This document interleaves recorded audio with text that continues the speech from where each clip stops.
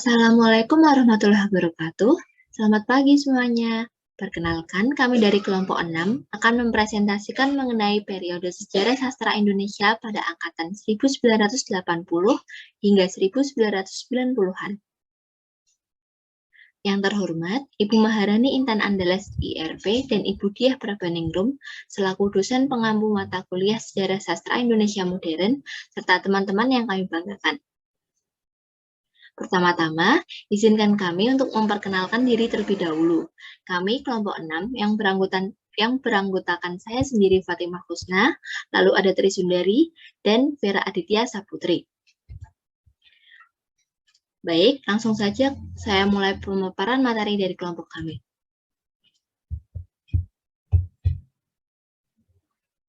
Periode sejarah sastra angkatan 1980 hingga 1990-an. Awal munculnya angkatan 1980 hingga 1990-an. Sastra angkatan 80-an bergerak dinamik bersama masyarakat Indonesia untuk menuju kehidupannya yang baru dengan wawasan konstitusional, di mana berbagai aktivitas politik yang pelik sudah berlalu. Oleh karena itu, sastra yang muncul pun jadi tidak sesuai dengan realitas sosial politik serta tidak menunjukkan kegelisahan dan kesakitan kolektif masyarakat pada masa itu. Adapun tokoh-tokoh sastra terkenal pada angkatan 1980 hingga 1990-an.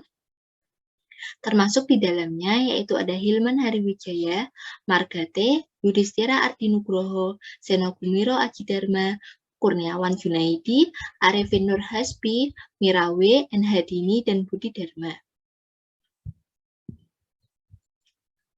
Selanjutnya, saya akan menjelaskan mengenai karakteristik angkatan 1980 hingga 1990-an. Yang pertama, angkatan ini didominasi oleh roman percintaan.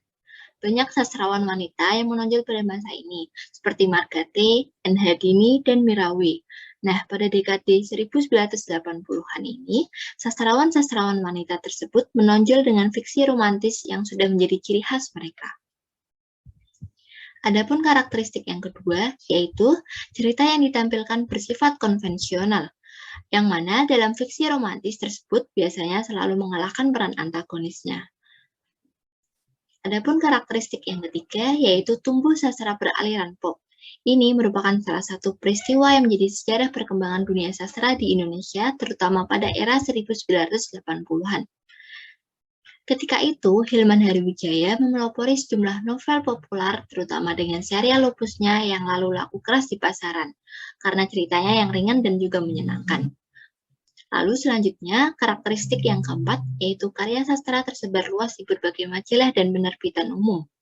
Banyak karya sastra yang sudah beredar di penerbitan, seperti serial Lupus karya Hilman Hariwijaya yang awalnya diterbitkan di majalah Hai. Selanjutnya, karakteristik yang kelima yaitu mulai menguatnya pengaruh dari budaya barat, di mana tokoh utama biasanya mempunyai konflik dengan pemikiran timur. Salah satu sastrawan yang mengusung konsep atau ciri khas tersebut yaitu N. Hadini. Adapun karya yang menonjol pada era 80-annya yaitu pada sebuah kapal Namaku Hiroko, Labarka, Pertemuan Dua Hati, dan Hati yang Damai. Karakteristik yang terakhir yaitu pada periode 80-an ini, karya sastra film juga berkembang pesat. Perfilman di Indonesia banyak ditonton dan diminati oleh masyarakat. Banyak sutradara aktif menciptakan film-film baru. Nah, berikutnya kami akan membahas beberapa tokoh sastrawan yang menjadi pelopor angkatan 1980 hingga 1990-an dengan karya-karyanya yang luar biasa. Di antaranya ada Hilman Hariwijaya yang menjadi pelopor tumbuhnya sastra beraliran pop di Indonesia. Selain itu, ada pula 3 sastrawan wanita yang menonjol pada era 1980-an, yaitu ada N. Hadini, Mirawe, dan juga Margate. Tokoh pertama yang akan dibahas yaitu Hilman Hariwijaya.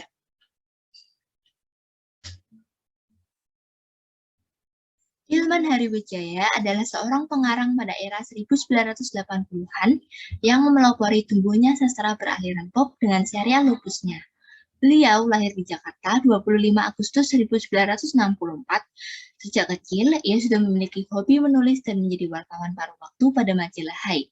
Setidaknya, ia adalah satu-satunya wartawan yang masih berstatus pelajar SMP. Dengan cara itulah, ia mendapat tambahan sedikit uang jajan. Nah, di majalah Hai inilah ia terus melatih teknik menulisnya.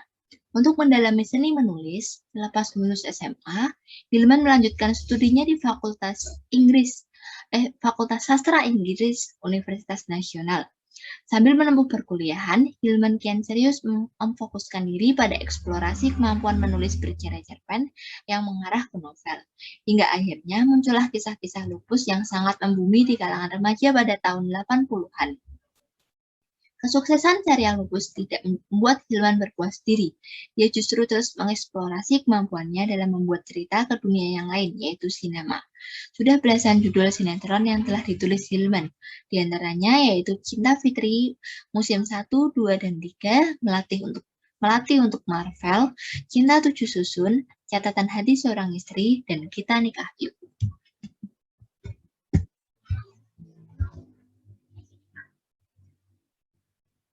Serial Lupus sebagai cikal bakal tumbuhnya sastra beraliran pop di Indonesia.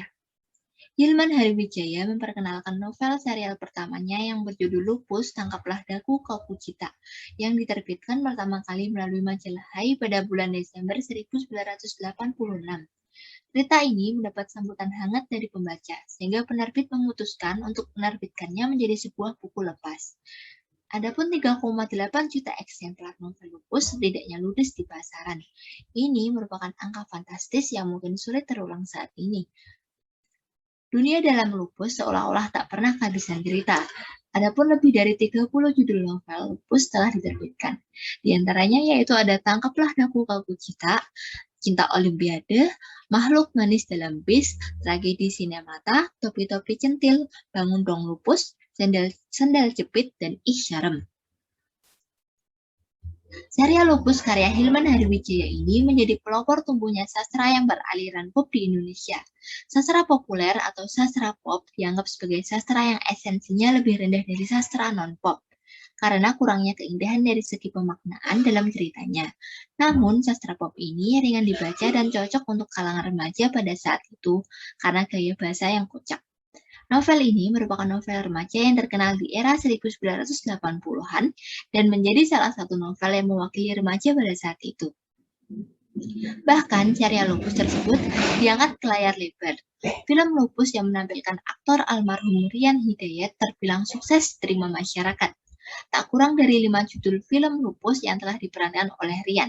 Mulai dari Lupus 1, Tangkaplah Daku Kau Pucita pada tahun 1987, Lupus 2, Makhluk Manis Dalam Bis pada tahun 1987, Lupus 3, Topi-Topi Centil pada tahun 1989, Lupus 4 Anak Mami Sudah Besar pada tahun 1990 dan juga Lupus 5 Ih Serem pada tahun 1991.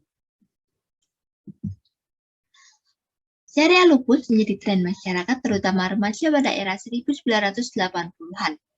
Dalam praktik sosial, novel ini menginspirasi anak laki-laki untuk mengikuti tren mode yang dipromosikan oleh Lupus dalam novel. Novel Lupus mengambil tema besar mengenai gaya hidup yang dilakukan kebanyakan remaja kota. Penulis membungkus kebiasaan-kebiasaan remaja dengan balutan kehidupan keluarga yang terlihat kompak dan lucu. Pada novel Lupus, latar sosial budaya yang masuk dalam cerita mengenai pola hidup masyarakat kota dengan menampilkan beberapa kebiasaan yang sering dilakukan oleh orang-orang kota, seperti menonton bioskop, pergi ke orkestra, dan kencan ke mall. Nah, berdasarkan pemaparan singkat mengenai karya sastra Hilman Hariwijaya ini, yaitu serial Lupus memperlihatkan adanya dongkrak perkembangan sastra di Indonesia di era 80-an, yang mana tergolong sastra populer, di mana bahasa yang digunakan menggunakan bahasa sehari-hari, mengikuti tren remaja pada zamannya, terdapat roman percintaan, tergolong ringan untuk dibaca, tetapi masih terkandung dalamnya nilai-nilai moral yang ingin disampaikan oleh pengarang.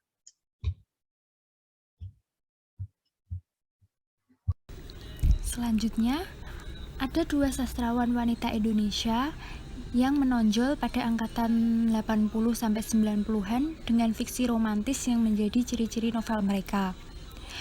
Pada umumnya, tokoh utama dalam novel mereka adalah wanita. Yang pertama adalah Mirawe. Mirawe atau Mirawijaya lahir tanggal 13 September 1950 di Jakarta. Ia merupakan satu di antara wanita pengarang yang sukses baik dalam karya maupun materi. Mira merupakan mahasiswa Fakultas Kedokteran Universitas Trisakti.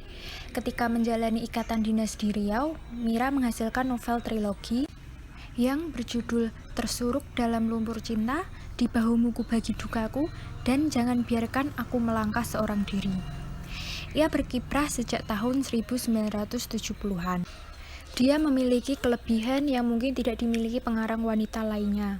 Mira bukan hanya jeli melihat permasalahan, melainkan juga mampu mengadaptasi setiap suasana sehingga suasana tersebut menjadi terasa hidup dalam karya-karyanya. Novel Mirawijaya yang paling terkenal berjudul Di Sini Cinta Pertama Kali Bersemi yang terbit pada tahun 1980. Ia terus menghasilkan karya, berkiblat pada penulis-penulis seperti N. Hadini, Agatha Christie, Y.B. Mangunwijaya, dan Harold Robbins. Mira merupakan seorang penulis yang produktif. Hingga tahun 1995, ia telah menerbitkan lebih dari 40 novel. Kebanyakan di antaranya telah diangkat menjadi film dan sinetron, termasuk yang berjudul Di Sini Cinta Pertama Kali Bersemi, Ketika Cinta Harus Memilih, dan Permainan Bulan Desember.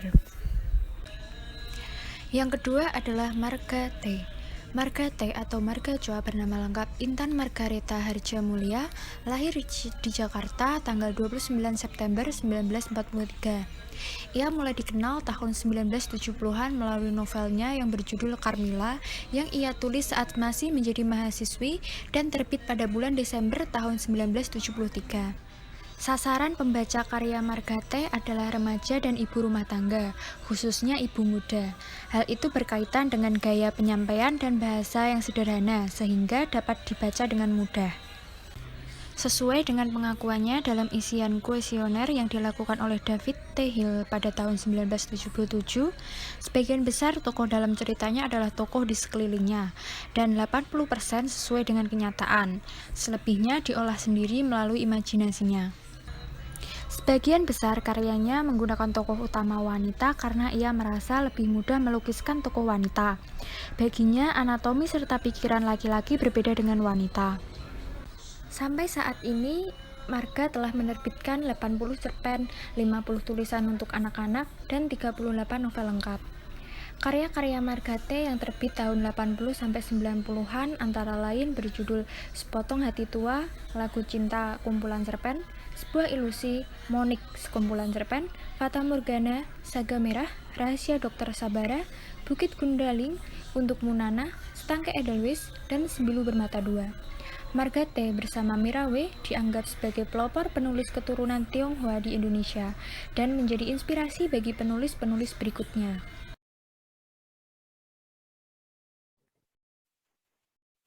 Baik, selanjutnya saya akan memaparkan tentang salah satu sastrawan pada angkatan 1980, yaitu Nurhayati Sri Hardini atau biasa dipanggil dengan N. Hadini. N. Hadini lahir di Semarang, Jawa Tengah pada tanggal 29 Februari tahun 1936 dari pasangan R.M. Saljowidodo, seorang pegawai perusahaan jabatan kereta api, dan Kusaminah. Ia anak bungsu dari 5 bersaudara. N. Hadini sangat dekat dengan ayahnya. Ayahnya telah membimbingnya dalam mencintai seni. Sebelum meninggal, ayahnya berpesan agar Dini belajar menari dan memukul gamelan yang tujuannya untuk mendidiknya supaya Dini memahami kelembutan dalam kehidupan. Itulah sebabnya mengapa tokoh utama wanita dalam novelnya seringkali menonjolkan sifat kelembutan. N. Hadini mengaku mulai tertarik menulis sejak kelas 3 SD. Buku-buku pelajarannya penuh dengan tulisan, semacam pelampiasan hati. Sekalipun sejak kecil kebiasaan bercerita sudah ditanamkan, sebagaimana yang dilakukan ibunya, ternyata Dini tidak ingin jadi tukang cerita. Ia malah bercita-cita ingin menjadi sopir lokomotif atau masinis. Tapi, ia tak kesampaian mewujudkan obsesinya itu hanya karena tidak menemukan sekolah bagi calon masinis kereta api. Pada akhirnya, ia menjadi seorang penulis karena ia memang suka cerita, suka membaca, dan kadang-kadang ingin tahu kemampuannya. Misalnya, sehabis membaca sebuah karya, biasanya dia berpikir, jika hanya begini saja, saya pun mampu membuatnya. Dan dalam kenyataannya, ia memang mampu dengan dukungan teknik menulis yang dikuasainya. N.H. Dini atau Nurhayati Dini adalah sastrawan wanita Indonesia yang menonjol pada dekade tahun 1980-an dengan beberapa karyanya antara lain Pada Sebuah Kapal, Namaku Hiroko, Labarka, Pertemuan Dua Hati, dan Hati yang Damai. Salah satu ciri khas yang menonjol pada novel-novel yang ditulisnya adalah kuatnya pengaruh dari budaya Barat, di mana tokoh utama biasanya mempunyai konflik dengan pemikiran Timur.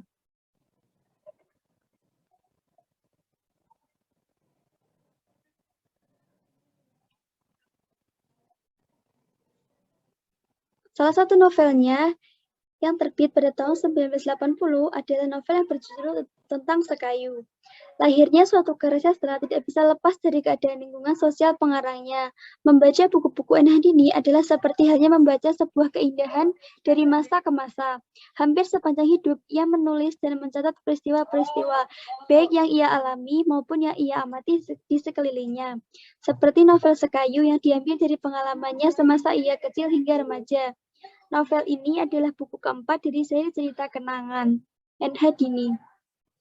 Sekayu adalah kisah sehari-hari peristiwa ia mulai SD, SMP, dan masa remaja. Berikut peristiwa-peristiwa yang melingkupi keluarga. Diceritakan dalam buku ini bagaimana hidup N.H. Dini pada waktu kecil yang masih larangan dengan lakon bernama Dini. Dalam Sekayu dikisahkan Dini yang telah memasuki dunia remaja melihat gejala persoalan di sekitar rumah tangga, teman, dan kotanya. Dini yang telah memasuki dunia remaja tidak mau disebut anak-anak. Dia merasa sudah berada di ambang kedewasaan. Ia mau agar orang memperlakukannya seperti orang dewasa. Tahun demi tahun berlewat, ibu telah membesarkan Dini dan kedua kakaknya dengan berhasil. Dini remaja kemudian jatuh cinta kepada laki-laki bernama Marso yang akhirnya cinta remajanya ini ternyata hanya sepihak. Karena terkuaknya hubungan Marso dengan Yul. Ketika ia tahu cintanya bertepuk sebelah tangan, ia mundur secara teratur. Dini bukan hanya kehilangan cintanya yang ternyata sepihak, tetapi juga harus dapat menerima kenyataan bahwa Maryam, kakaknya yang menjadi kawannya selama ini akan menikah. Karena perkawinan tersebut, ia merasa seolah-olah kehilangan seseorang kawan dan seorang kakak. Meskipun sedih, ia memahami bahwa tidak semua yang ia inginkan bisa terpenuhi. Ia telah belajar dari kehidupannya selama ini. Ia sudah tidak asing lagi karena pada masa kecil dan remajanya, ia sudah memikirkan banyak hal, baik keluarga, lingkungan, dan kegemarannya sendiri. Ia sudah mampu mengelola banyak konflik dalam memutuskan, menerima, menilai, dan memilih. Dan itu adalah sebuah keterampilan untuk menjadi mandiri. Novel selanjutnya adalah yang berjudul Pertemuan Dua Hati. Novel karya N.H. Dini yang satu ini punya kisah yang menyentuh banget tentang potret pendidikan di Indonesia. Diceritakan seorang siswa bernama Waskito yang nakal dan dijauhi teman-temannya. Tapi berkat ketaatan seorang guru bernama Bu Suci, Waskito berhasil dibimbing kembali menjadi siswa yang sewajarnya.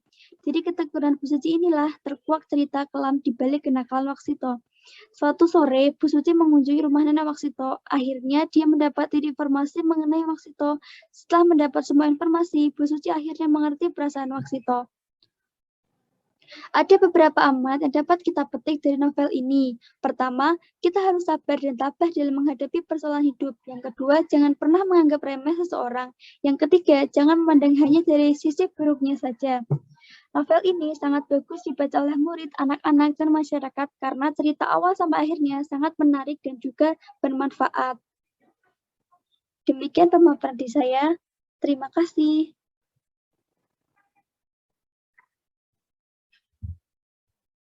Dari pemaparan sebelumnya, dapat kami simpulkan bahwa karya sastra di Indonesia pada kurun waktu setelah tahun 1980 ditandai dengan banyaknya roman percintaan dengan sastrawan wanita yang menonjol pada masa tersebut, yaitu Margate, Mirawe, dan juga N.H. Dini. Karya sastra Indonesia pada masa angkatan ini tersebar luas di berbagai majalah dan penerbitan umum. Namun yang tak boleh dilupakan, pada era 1980-an ini juga tumbuh sastra yang beraliran pop, yaitu lahirnya sejumlah novel populer yang dipelopori oleh Hilman Hariwijaya dengan serial Lupusnya. Justru dari kemasan yang ngepop inilah diyakini tumbuh generasi gemar baca yang kemudian tertarik membaca karya-karya yang lebih berat. Nah, sekian pemaparan dari kelompok kami mengenai periode sastra angkatan 1980 hingga 1990-an. Maaf apabila ada kekurangan ataupun salah kata, dan terima kasih sudah menyaksikan video kami. Apabila ada pertanyaan, silahkan ditanyakan. Terima kasih. Wassalamualaikum warahmatullahi wabarakatuh.